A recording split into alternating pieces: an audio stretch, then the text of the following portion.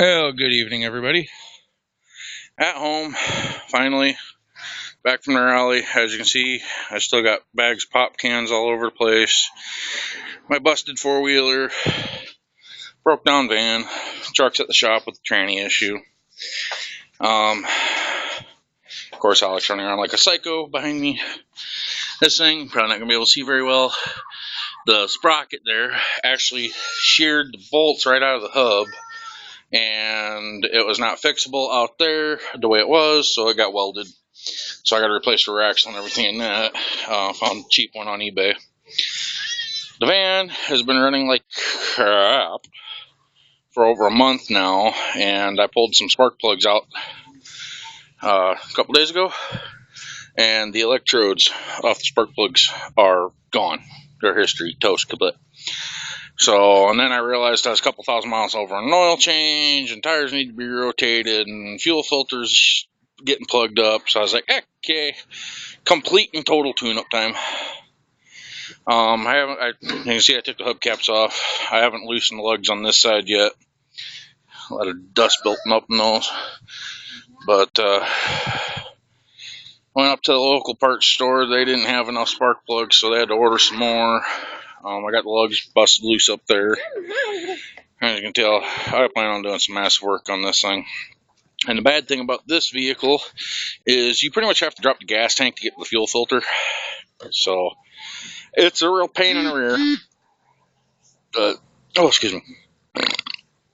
I don't know how well you can tell, but I got a heck of a tan while I was out there at the A-Bait rally grounds.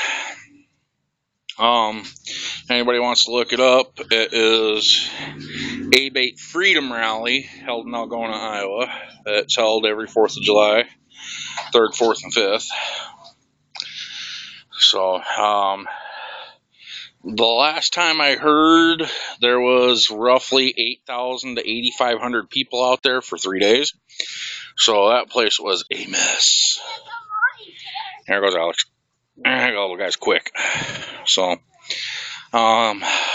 truck issue, we had that out there. First day out there, we snapped the shifter cable, so we are shifting it manually. And then first time I'd ever used the emergency brake, didn't even know if they worked or not. And I was like, oh heck yeah, they're working, they're releasing, blah blah blah blah blah. Well, they decided to lock up, and here kids left the back door open. And yeah, my stockpile. Boo boo. Psycho baby. Say hi. Smart ass. Anyways, well, with the brakes hanging up, the tranny got hot, and I don't know how many of you guys remember from when I first got the truck that I was already having issues with the tranny leaking from the pump seal. Well, with overheating the tranny and too much pressure, it blew the seal out. It dumped at least 7 quarts of tranny fluid on the ground, because that has the oversized deep sump tranny pan on it. So my friend Randy, who you guys have seen in a lot of my videos, yes, I'm walking around because I'm trying to find my cigarettes, is going to come up, get the truck, take it down to his place, and pull the tranny, rebuild it, put on new seals, clutch, bands, blah blah blah on it for me. And if you guys also remember, last video I had, little one there was sick. Baby girl. Hey. Hi. She said hi. And anyways, the day after I left, baby girl there went into the emergency room for thrush. She was getting really bad. So Kelly stayed home. She don't want me to show her because she says she looks like crap, which I don't think she does, but I respect her wishes. Anyways, Kelly stayed home. She never did make it out to the rally grounds, so it sucks. So it'd been nice to have her out there. We were extremely short-handed, and we were supposed to have originally 10 people out there, and the last 3 days we were out there, we had 4. And this place is 100 usable acres, but it's total 140 acres, and we had to walk the whole 140 acres. So Yeah, it was not good.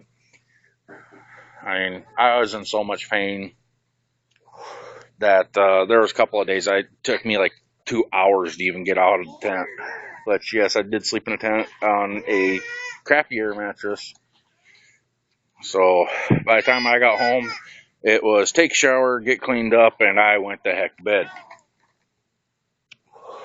So, but yeah, otherwise not a whole lot to really report. Like I'm still trying to clean and unpack, and yeah, even though I've been home for like 4 days, 5 days now. We ended up bringing in 7 loads of cans, bags of cans like that, out of a 16-foot trailer with 6-foot high sides and a roof on it. So then that thing was packed, all 7 loads.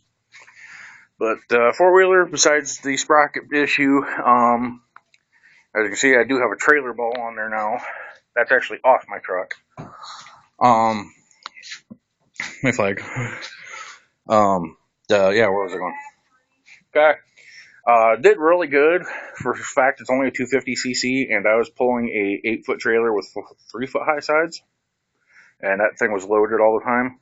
90% of the time I did have to run in 4-wheel drive, even though I got those big knobbies on the back. Not sure why, but that tire's flat. Again, it went flat on me like 3 times.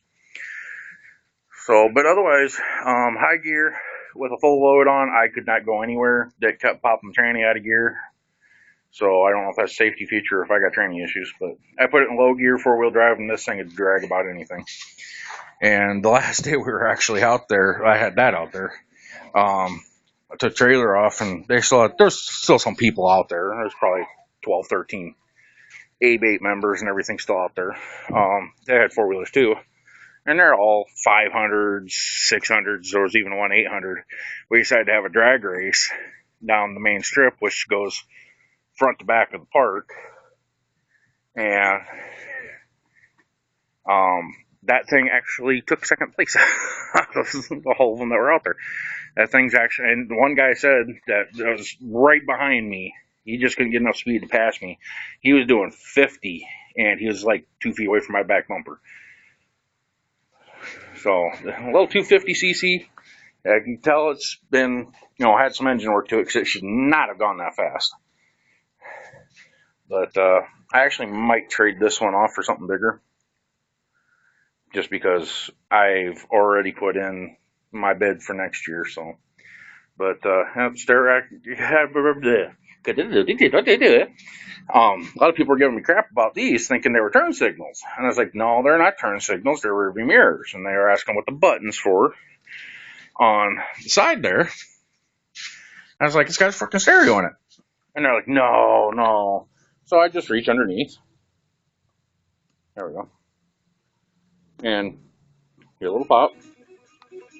And music. Speaker right there. Speaker right there. Don't want to take anybody off on YouTube by playing music for very long, so. But yeah, the only other big issue we had was that sprocket breaking, which, like I said, I'm going to replace. I actually found the one on eBay that I found was that whole swing arm assembly. Sprocket, axle, carrier, swing arm, everything but the hitch. So I think that was $60. So I'm going to be ordering that probably tomorrow. So, if anybody has any ideas on that old Ford of mine, 92 F-150 4-wheel drive push button, of course, sucks, but to upgrade that tranny as far as like Kevlar bands or tow truck style torque converter, if anybody's dealt with anything like that, let me know, please, because I want to beef that tranny up, because I do pull some good loads sometimes. So I'll let you guys go. Push 10 minutes. So we'll talk to you guys all later. Bye.